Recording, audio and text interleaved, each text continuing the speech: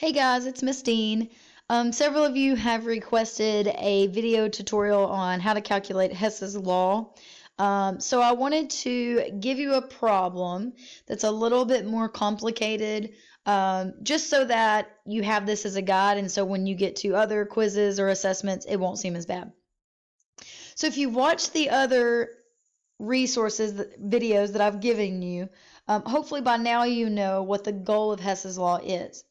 And so in Hess's law, you're always given a reaction. So in this example, what's highlighted is our end goal. Think of that like your answer. And so you're always given a set of equations. And your goal is to manipulate those equations, whether you flip it or multiply it or whatever the case may be, in order to get exactly what the equation is that's provided. And quick reminder, if you flip the reaction, you flip the sign of delta H.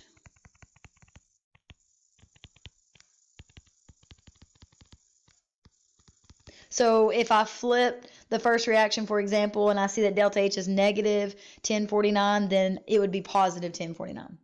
Okay, and whatever you do to delta H, you do to the reaction, or vice versa. So if I were to multiply a reaction by 2, then I multiply delta H by 2. And then lastly, remember that in order to get something to cancel, they must be on opposite sides. And if it's not on opposite sides, then you would have to add those together or combine like terms. So let's get started with this example.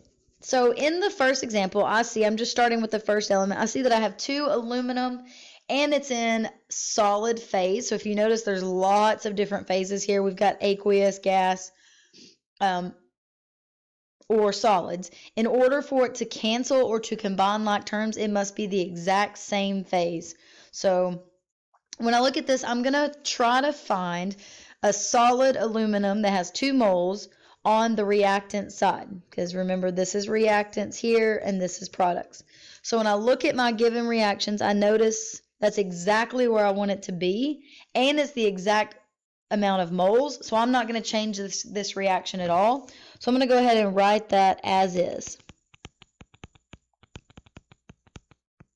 And it's good when you're doing this to make sure that your yield lines up. It makes it easier to see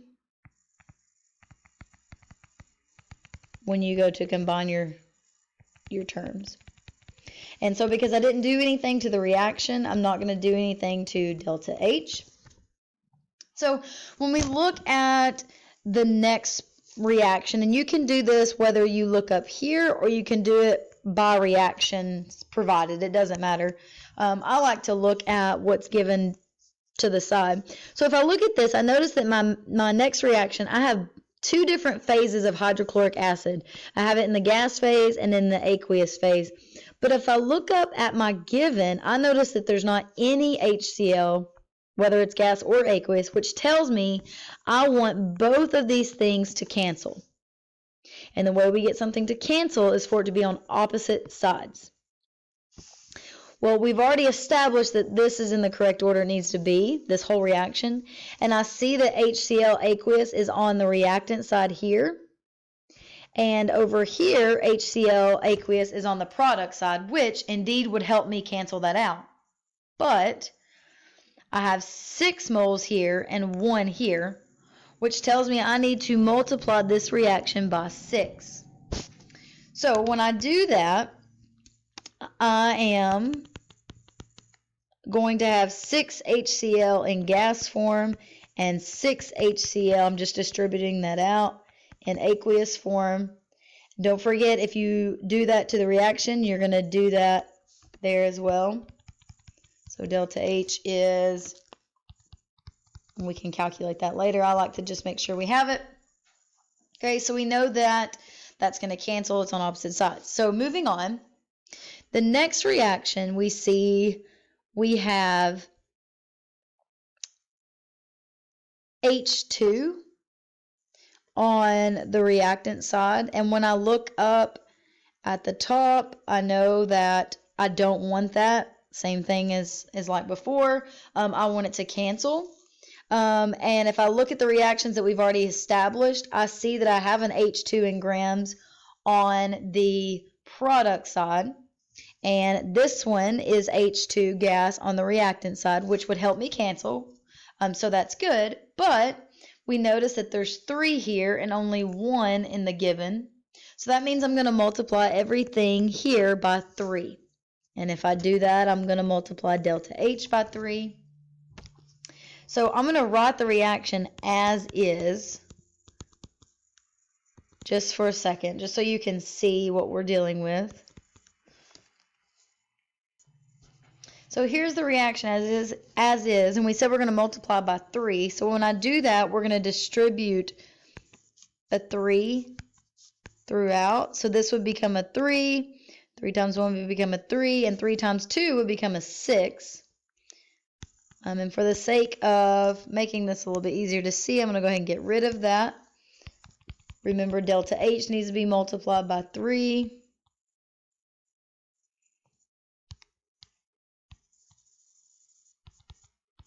Negative 1845.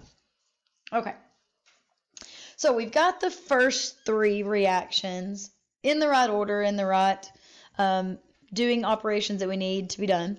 When we look at the last one, I notice that I have 2 sets of HCl, aluminum chloride, AlCl3, and I see that it's solid and aqueous. If I go back to my given, I notice that I only want the solid left, meaning I want the aqueous to cancel. And if I look back in my reactions, I can see that aqueous, because I want it to cancel, is on the product side. But over here, aqueous is on the product side as well. So that's not going to cancel. So that tells me that I need to flip this reaction. And if I look, I see that I have 2 aluminum chlorides over here, and I only have 1. So not only am I going to flip the reaction, I'm going to multiply it by 2. So I'm going to flip the reaction first, just to make sure that we understand what's going on. So if I flip the reaction, I have AlCl3 in aqueous form and AlCl3 in solid form. So we flipped it, so we can go ahead and say, okay, well, if I flip it, then I'm going to change the sign of delta H. It was negative 323, so now it is positive 323. And not only are we flipping it, but we're multiplying by 2. And if I do that, then I'm going to do that to delta H as well. So now that we have all of our equations set up, now we're going to do the fun part and cancel things out or reduce things. So this is why it's easy if you line up your yield sign so you can see what you have to work with. Remember, if it's on opposite sides and it's the same phase, it can cancel. So if you look at this, I have 6 HCl aqueous form on the reactant side, and I have the same thing on the product side, so this can cancel. I have 6 HCl gas form on the reactant side, and I also have that on the product side, so that can cancel. I have 3 H2 gas on reactants and products, so that can cancel. And if we look at what we're left with, oh, I also have 2 AlCl3 aqueous on both sides. I got excited. All right, so if we look at what we're left with, then I have 2 ALS, 3 Cl2 in the gas form, and we have this. And if I bring that down and write down exactly what's left, we're going to notice that we have 2 Al solid form plus 3 Cl2 gas form yields 2 AlCl3 in the solid form. The good part about Hess's law is before you start calculating, you should know right away if you're correct or not.